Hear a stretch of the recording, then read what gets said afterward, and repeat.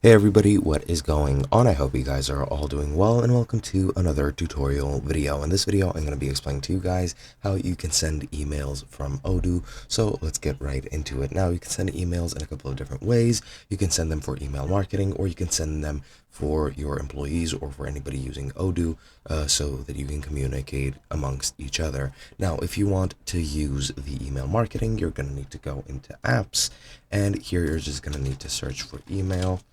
And as you can see, you have email marketing right here. You can just install that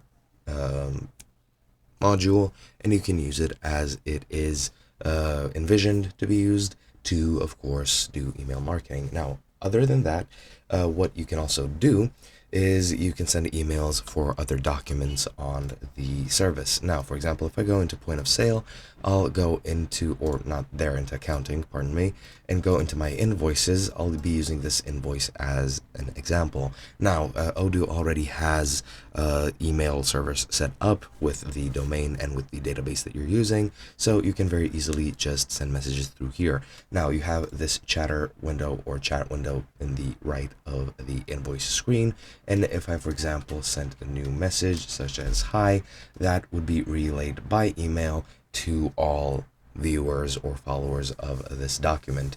If they respond, that'll be there as well, and you can use it pretty much as a chat box, but you can use it as email as well. Other than that, I'm really not sure where there is sort of an official email inbox and everything, such as, for example, Gmail, but I'm pretty sure you can set that up too.